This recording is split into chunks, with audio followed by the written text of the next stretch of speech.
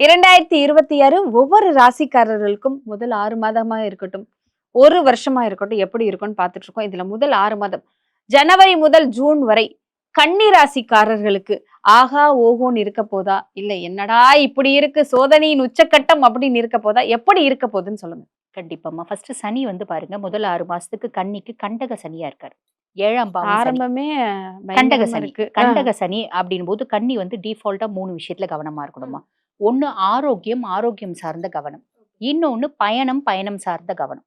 இப்ப ஆரோக்கியம், ஆரோக்கியம் சார்ந்த கவனம்னா ப்ராப்பரா டைம்க்கு ஃபுட் எடுத்துக்கிறது, ஹெல்த்தை மெயின்டைன் பண்றது. ஆல்ரெடி எனக்கு ஹெல்த் இஷ்யூஸ் இருக்குங்க, மருந்து மாத்திரை கரெக்டா சாப்பிடுறது, இதெல்லாம் இருக்கணும்.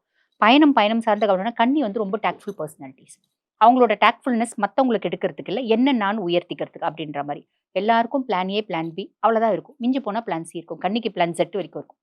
ஒரு விஷயத்த நான் செய்யணும் அப்படின்னா plan A, either this or that, either this or that, either this or தட்னு ஆக மொத்தம் செஞ்சுடுவாங்க. பெருசா கச்ச கச்ச கச்சன்னு பேச தெரியாது. மிதுனமும் புதனோட ஆதிக்கம் பெற்றது. புதன் உச்சமடையக்கூடிய ராசி கன்னி. நான் பெருசா பேச மாட்டேன், ஆனா 4 வார்த்தை பேசினா கூட நெச்சு நங்கூரம் போட்ட மாதிரி பேசும். அதுதான் கன்னி. வெரி குட் அப்சர்வர்ஸ் அப்படின்னு சொல்லலாம். ஒரு விஷயம் நம்ம கொடுத்துட்டாங்க அப்படின்னா அதை நதி மூலம் ரிஷி மூலம் ஆராய்ஞ்சு அதை நோண்டி நொங்கு எடுக்கிறதுன்னு சொல்லுவாங்க பாத்தீங்களா, அதெல்லாம் கண்ணிக்கு தெரியும். ஓகே, டிஃபால்ட்டா வரும். அதனாலதான் நிறைய கண்ணி பாத்தீங்கன்னா இந்த சிபிசிஐடி போஸ்ட்ல இதுல நிறைய பொண்ணுங்க, இந்த இன்வெஸ்டிகேஷன் டீம்ல பொண்ணுங்க பையனுங்கலாம் நிறைய இருக்காங்கன்னா அதுல பெரும்பாலும் கன்னி ராசி தான் இருப்பாங்க. ஓகே, கண்ணியா இருப்பாங்க. அதெல்லாம் உங்களுக்கு ரொம்ப பிடிக்கும். ஒரு பெரிய ரிசர்ச் ஓரியன்ட், இந்த அமானுஷத்தை ஆராயறது, இதெல்லாம் கண்ணிக்கு போய் நோண்டுறது, போய் இது என்ன ஏது அப்படின்னு நோண்டி எடுக்கிறது, அதெல்லாம் கண்ணிக்கு டிஃபால்ட்டா பிடிக்கும். அப்படிப்பட்ட பர்சனாலிட்டிஸ்க்கு இவங்க பாருங்க அதீத புத்திசாலிகளா இருந்தாலும் எனக்கு நான் கவுந்தடிச்சு படுத்துன்னு கூட கார் ஓட்டுவேங்க அப்படின்னு சில சொல்லும் பத்தியா, அந்த அளவுக்கு நீ திறமையா இருந்தாலும் இப்ப நீ ரொம்ப உஷாராதான் கார் ஓட்டணும், கவனமா ஓட்டணும், கண்ணாடி போட்டு ஓட்டணும் அப்படிங்கிற மாதிரி. நீ கார் நல்லா ஓட்டிட்டு போனாலும் ரோட்ல நிறைய இடியட்ஸ் இருக்காங்க. சம்பந்தமே இல்லாம சனியை உன்னால ஓவர்டேக் பண்ண முடியுமா? பண்ண முடியாது. சம்பந்தமே இல்லாம ஒரு பிள்ளை இப்பதான் எல்போர்டு போட்டு வண்டி ஓட்ட கத்துட்டு இருக்கும், நேரா உன்ன மோதும். அப்ப நம்ம என்ன பண்ணோம், இந்த மாதிரி எல்போர்ட்ல வருது அப்படின்னா புள்ள போமா, நீ போ, நீ போயிட்ட பின்னாடி 1/4 மணி நேரம் கழிச்சு நான் வரமான்னு ஓரம் கட்டி நிறுத்திடு. இதுதான் இங்க இருக்க வேண்டிய உஷார்த்தனம் அப்படின்றது. சனியை நீ ஓவர்டேக் பண்ண முடியாதுல்ல, ஓவர்டேக் பண்ணணும் அப்படின்னா நீ அதி புத்திசாலியா இருக்கணும். இதுதான் இந்த மாதிரி ஒரு சின்ன இது நம்ம ஒரு சின்ன எக்ஸாம்பிள் சொன்னோம். இந்த மாதிரி எல்லாத்துலயுமே முக்கியமா பிரயாணம் அப்படின் போது கவனம் அப்படின்றது தெளிவா இருக்கணும். நைட் டைம் டிராவல் அதெல்லாம் அவாய்ட் பண்ணணும். 2 வீலர் அவாய்ட் பண்ணிடுறது நல்லது. சுத்துறத நிறுத்திடுங்க, அவ்வளவுதான். ஆமா, இது ஒண்ணு. அதுக்கப்புறம் இந்த 7ஆம் பாவம் அப்படின்றது அவங்களோட லைஃப் பார்ட்னரையும் குறிக்கக்கூடிய பாவம். இப்போ உதாரணத்துக்கு ஒரு கன்னிராசி ஜென் இருக்காங்க அப்படின்னு வச்சுக்கோங்கம்மா, ஒரு பிசினஸ் பண்றாங்க. அவங்க ஒரு லேடி கிளையண்ட்டை பார்க்க போறாங்க.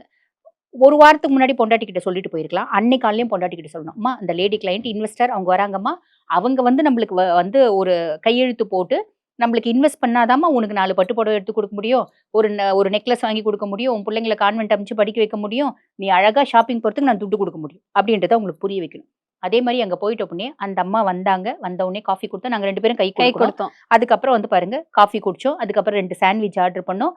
அதுக்கப்புறம் நான் பாதி சாண்ட்விச், அவங்க பாதி சாண்ட்விச், இப்படி நாங்க என்னென்ன சாப்பிட்டோம், எத்தனை முறை சிரிச்சோம், எல்லாத்தையும் ஒய்ஃப் கிட்ட சொல்லணும். சொல்லலைன்னா என்ன ஆகும்? அவ்வளவுதான், டைவர்ஸ் தான். சொல்லலைன்னா என்னன்னா மிஸ் அண்டர்ஸ்டாண்டிங், அவ்வளவுதான். மிஸ் அண்டர்ஸ்டாண்டிங் பெரிய கதையாயிரும். சின்ன கதை பெரிய கதை, விரிசல்கள் வரும். அப்ப அதுக்கப்புறம் நம்ம என்ன ஃபெவிகால் போட்டு நம்ம எது போட்டு ஓட்டினாலும் ஒட்டாத மாதிரி போயிடும். அப்ப டிரான்ஸ்பரன்சி அப்படின்னு. இது கணவருக்கு மட்டுமா இல்ல மனைவிக்கும்?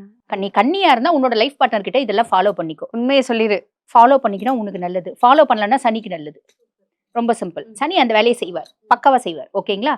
அதே மாதிரி பிசினஸ் பார்ட்னர் கிட்டயும் இதே மாதிரி. நீ வாய் அளவுல மட்டும் வச்சுக்காத, ப்ரூஃப் வச்சுக்கோ. இந்த விஷயத்த நான் செய்யலான்னு இருக்கேன், நான் இதை வாட்ஸ்அப் பண்ணி அந்த மெசேஜை நான் சேவ் பண்ணி வச்சுக்கணும். நீ எங்க சொன்ன, நீ சொல்லவே இல்லையா? ரெக்கார்டு வச்சுக்கணும். ஆமா, ரெக்கார்டு வச்சுக்கணும். பிசினஸ் பார்ட்னர் கிட்ட ஒவ்வொன்றுத்துக்கும் அந்த அப்ரூவ்டு ரெக்கார்டு ப்ரூஃப் வச்சுக்கணும். இந்த மாதிரி விஷயம் செஞ்சா சனி ஒன்றும் செய்ய மாட்டார். ரொம்ப சிம்பிள். ஓகேங்களா? இப்போ பொண்டாட்டி கிட்ட போய் சொல்லிட்டு நான் பிசினஸ் பார்ட்னர் பார்க்க போறேன் அப்படின்னு சொல்லிட்டு லவ்வரை கூப்பிட்டு நம்ம வச்சு இது பண்ணிட்டு இருந்தோம், மாட்டிப்போம். சனி கிளீனா மாட்டி கொடுத்துருவார். ஓகேங்களா? ஸோ அதுலயும் அவர் ரொம்ப சின்சியரா செய்வார். எல்லா விஷயத்தையும் ரொம்ப சின்சியரா செய்வார். எல்லா விஷயமும் நான் ரொம்ப சின்சியரா செய்வேன் அப்படின்னா சனியை சொல்லிக்கலாம். இது சனி மட்டும் இல்லாம சுய ஜாதகத்துல ஒருத்தவங்களுக்கு சனி நல்லா இருக்காங்க அப்படின்னா கூட அவங்க இந்த விஷயத்தெல்லாம் பக்காவா செய்வாங்க. வாக்குஸ்தானத்துல ஒருத்தவங்களுக்கு சனி இருக்காங்கன்னா நான் பேசினா யாராலையும் என் கூட பேச முடியாது, அந்த மாதிரி பேசுவேன். அதுதான் வாக்குஸ்தானத்துல சனி இருந்தா. ஸோ சனியோட ஒரு விஷயமே பெரிய இன்ட்ரெஸ்டிங்கான விஷயம். நம்ம இன்னொரு பதிவாவே அது பேசலாம். கண்டிப்பா சனி எல்லாரும் பார்த்து பயந்து ஒதுக்கக்கூடிய கிரகம் இல்ல, கையெடுத்து கும்பிடக்கூடிய கிரகம் அப்படின்னு சொல்லலாம். சனியனே நம்ம திட்டவே கூடாதுமா, நியாயமா? அந்த அளவுக்கு அந்த மனுஷங்கிட்ட நல்ல குணம் தான் இருக்கு. சரி, ஓகே. இப்ப கண்டக சனி இந்த மாதிரி விஷயத்த செய்வார். ராகு 6ஆம் பாவம் ராகு அப்படின் போது என்னோட தைரியம் வேற லெவல்ல இருக்கும். எனக்கு பெருசா எதிரிகள்லாம் இருக்க மாட்டாங்க. எந்த எதிரிகள் வந்தாலும் நம்மளால வந்து பாத்தீங்கன்னா அவங்களா வந்து நம்மள விட்டு விலகி போட்டு போயிடுவாங்க போயிட்டு வரேன் அப்படின்னு சொல்லலாம். சொல்லிட்டு ஆமா. சூப்பர். கடன், நோய் இதெல்லாம் வந்து நம்மளுக்கு வந்து காணாம போகக்கூடிய காலகட்டம். இந்த அத்தனை ஆப்பர்ச்சுனிட்டியும் ராகுவே ஏற்படுத்தி கொடுப்பாரு. இந்த 6 மாசமா இல்ல இந்த வருஷம் ஃபுல்லாவே? இந்த 6 மாசம் 6 மாசம் 6 மாசம் வந்து பாத்தீங்கன்னா வருஷம் ஃபுல்லுமே இருக்கும். ஆனா பலன் கொஞ்சம் மாறும். கொஞ்சம் இந்த மாறும். 6 மாசம் சாலிடா கடன்ல இருந்து நீ விமோச்சனம் அடையணும்னு ராகு முடிவு பண்ணிட்டான். நோயில இருந்து நீ விடுதலை பெறணும்னு ராகு முடிவு பண்ணிட்டான். குணமே ஆகாத நோய் இப்ப குரோனிக் கிட்னி டிசீஸ்லாம் இருக்குங்க. அதுல இருந்து எப்படிங்க விடுதலை பண்ண முடியும்? அதுல இருந்து பெட்டர்மென்ட் அப்படின்றது வரும். பெட்டர்மென்ட். இப்ப அது வந்து மருந்து மாத்திரை சாப்பிட்டுட்டு மருந்து மாத்திரை சாப்பிட்டாலும் உடம்பு ரெஸ்பாண்ட் பண்ணலைங்க. நோயினோட வீரியம் ஜாஸ்தி இருந்துட்டே இருக்கு அப்படின்ற அமைப்பு மாரி மருந்து மாத்திரை சாப்பிட்டு நான் நல்லா இருக்கேன் அப்படின்ற ஒரு சிச்சுவேஷனை ராகுவே ஏற்படுத்தி கொடுப்பான். கேத்து 12ஆம் பாவம். நிறைய கன்னி ஃபாரின் போறதுக்கான ஆப்பர்ச்சுனிட்டி. வெளிநாடு போய் வர்த்தகம் பண்றதுக்கு, வெளிநாடு டூர் போறதுக்கு, வெளிநாட்டுல போய் படிக்க போறதுக்கு இந்த மாதிரி நிறைய ஆப்பர்ச்சுனிட்டி கேத்து பகவான் ஏற்படுத்தி கொடுப்பாரு ஓகே அப்படின்னு ஓகே. சொல்லலாம். வெளிநாட்டுல இன்வெஸ்ட் பண்றது, வெளிநாட்டுல ஒரு தொழில் தொடங்குறது இப்படி நிறைய விஷயம் வரும். அதுக்கப்புறம் வந்து பாருங்கம்மா குரு பகவான் 10ஆம் பாவம். பொதுவா ஒரு வார்த்தை சொல்லுவாங்க, 10ல் குரு பதவி பறி போகும் அப்படிம்பாங்க. அப்ப பதவி பறி போயிடுமானா அப்படி பயப்பட வேண்டாம். ஒர்க் ஸ்பாட்ல நிறைய ப்ரெஷர்ஸ் இருக்கும்.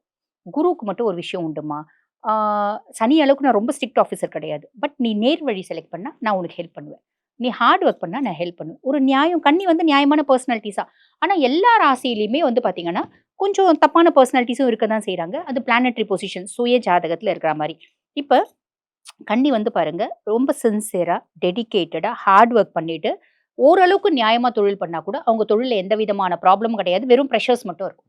Okay fine fine. பதவி பறி போயிடும் அப்படிலாம் வேண்டாம். பதவி பறி போற மாதிரி வந்தாலும் நம்ம வந்து நம்மளோட வேலை காப்பாற்றப்படும் அப்படின்றது உண்மை. இது முற்பகுதி. ஓகேங்களா? இப்ப அப்படியே பிற்பகுதிக்கு வரும். பிற்பகுதியில வந்து பாத்தீங்கன்னா சனி கண்டக சனியாவே தான் இருக்காரு. ஆனா குருனோட பார்வை இருக்கு. சோ நீ யார் கூடனா போய் யார் கூடனா சுத்தி எதுனா பண்ணு. வீட்ல மாட்டி கொடுக்க மாட்டேன் நானு. அந்த ஸ்டேஜுக்கு அந்த மைண்ட் செட்டுக்கு சனி வந்துருவாரு. நீ பெருசா வந்து டிரான்ஸ்பரன்சி வைக்கணும்ன்ற அவசியம் இல்ல. உன்னோட இஷ்டம் தான். அதுக்காக நீ வந்து பண்ணு நம்ம சொல்லல. பிளானட்ஸ் என்ன சொல்லுதோ சொல்றோம். Okay, இல்லைங்களா? okay. யாரையும் நம்ம கெடுக்க கூடாது. பிளானட் சொல்றது சொல்றோம். நீ பெருசா பயப்படணும் அப்படின்ற சனியை பார்த்து பயப்படணுன்ற அவசியம் இல்ல அப்படின்னு சொல்லலாம்.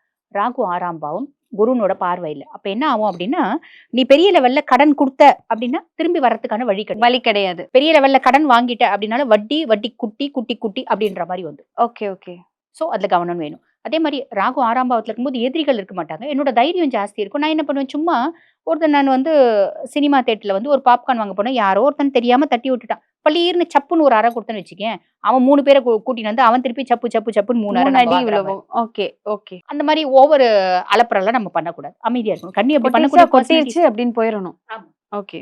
அவன் வேணும்ட்டே கொட்டினா கூட பரவாயில்ல சார், தெரியாம நீங்க விட்டுட்டீங்க, சாரி சார் அப்படி நம்ம சாரி சொல்லிட்டு வந்துடணும். இது நல்லது அப்படின்னு சொல்லலாம்.